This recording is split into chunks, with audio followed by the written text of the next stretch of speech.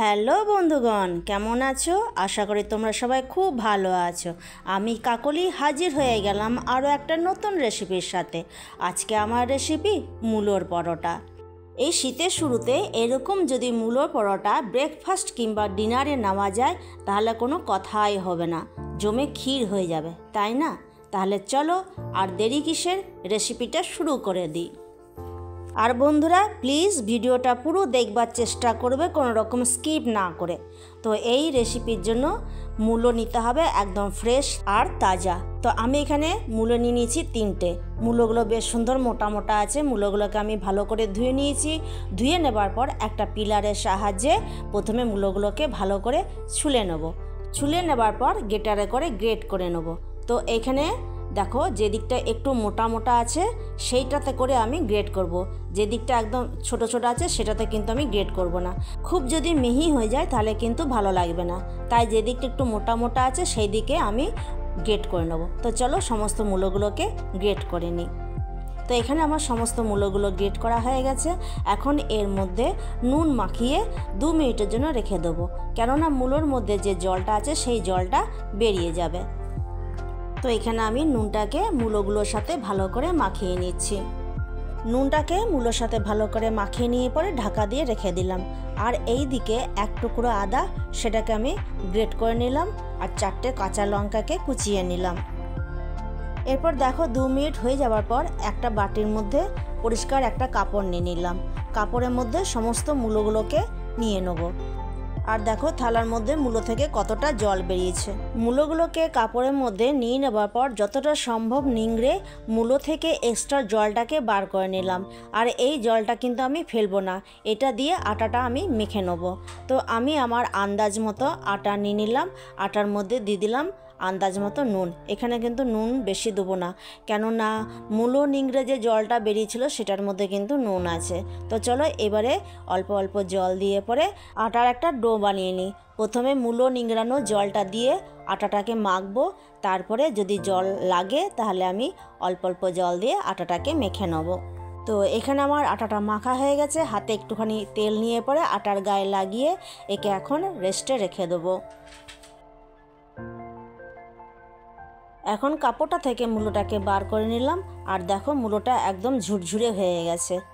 এখন এর মধ্যে কিছু উপকরণ অ্যাড করব। সবার প্রথমে দিয়ে দিলাম অল্প একটুখানি হলুদ, ধনে গুঁড়ো, লঙ্কা গুঁড়ো, গ্রেট করা রাখা আদা, কুচিয়ে রাখা লঙ্কা, আর দিয়ে দিলাম সবজি মশলা। সমস্ত উপকরণকে মূলোর সাথে ভালো করে মেখে নেব। আর দিয়ে দিলাম জোয়ান। জোয়ানটাকে হাতের মধ্যে ক্রাশ করে নিয়ে পরে দিয়ে দিলাম। আর দিয়ে দেবো গোটা জিরে। আর এই দুটোকে মূলোর সাথে ভালো করে মাখিয়ে নিলেই পরে আমার মূলোর স্টাফিং রেডি হয়ে যাবে। এবারে আটা থেকে লেচি কেটে নেব। তো বন্ধুরা আজকে আমি তোমাদের 3 ধরনের মূলোর পরোটা করে দেখাবো। তো ওই ডোটা থেকে অর্ধেকটা ডো আমি নিয়ে নিলাম। এখন এর থেকে মোটা মোটা করে লেচি কেটে নেব। তো এখান থেকে সবার প্রথমে আমি 2টো লেচি কেটে নিচ্ছি আর প্রথম পরোটাটা করে দেখাচ্ছি। প্রথমে একটা লেচি নিয়ে পরে একটা রুটি বেলে নেব। তো দেখো এখানে আমার একটা রুটি বেলা হয়ে গেল। আর একটা রুটি বেলে নেব। আর একটা রুটি বেলে নিয়ে পরে মূলোর স্টাফিংটা রুটির চারিদিকে ভালো করে লাগিয়ে নেব। স্টাফিংটা রুটিটার উপরে ভালো করে লাগিয়ে নেবার পর আর একটা রুটি ওর উপরে দিয়ে পরে ভালো করে চেপে চেপে আটকে নেব। আর হালকা করে রুটিটাকে বেলে নেব যাতে 2টো রুটি ভালো করে চিটে যায়। তো দেখো এখানে আমার একটা পরোটা করা হয়ে গেল। চলো এবার 2 নম্বর পরোটাটা করে দেখাচ্ছি। প্রথমে একটা রুটি বেলে নিলাম।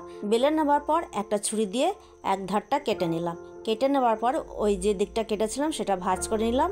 দিয়ে স্টাফিংটা ভরে নিয়ে পরে ভাঁজ করে নিলাম। দিয়ে আরেকবার ভাঁজ করে নিলাম। মোট 3 বার ভাঁজ করে নিলাম ট্রায়াঙ্গেল আকারে। এখন খুব সাবধানে খুব হালকা হাতে পরোটাটাকে বেলে নেব। তো দেখো 2 নম্বর পরোটা আমার রেডি হয়ে গেল। চলো এবার 3 নম্বর পরোটাটা করে দেখাচ্ছি।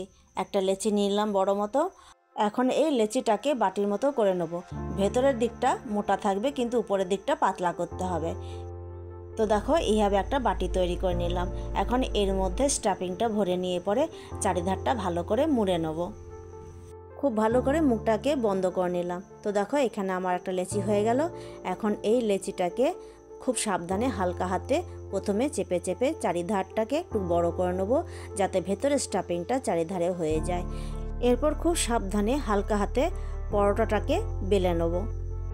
তো দেখো 3 নম্বর পরোটাটাও আমার হয়ে গেল। এখন পরোটাগুলোকে ভেজে নেব। তাওয়া চাপিয়ে দিলাম উনুনে। তাওয়া গরম হয়ে গেলে পরে একটা পরোটা ওর মধ্যে দিয়ে দিলাম। প্রথমে উল্টে পাল্টে দুদিকটা ভালো করে সেঁকে নিলাম। এরপর অল্প অল্প তেল দিয়ে পরোটাটাকে ভেজে নিলাম।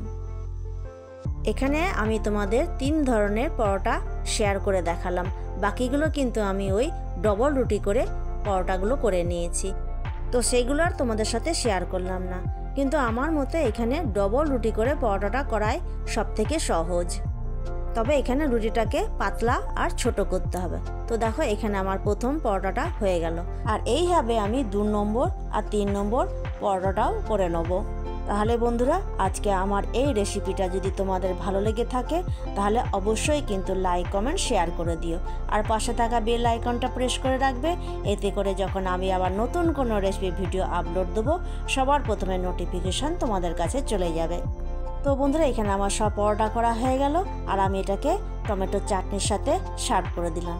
এটা পুদিনার চাটনি কিংবা ধনেপাতার চাটনির সাথে খেতেও কিন্তু খুব ভালো লাগবে।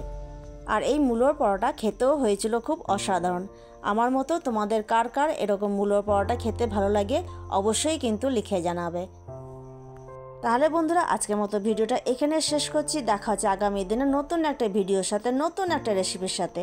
ততক্ষণ পর্যন্ত তোমরা ভালো থাকো, সুস্থ থাকো, সাবধানে থাকো। আজকের মতো টাটা, ধন্যবাদ।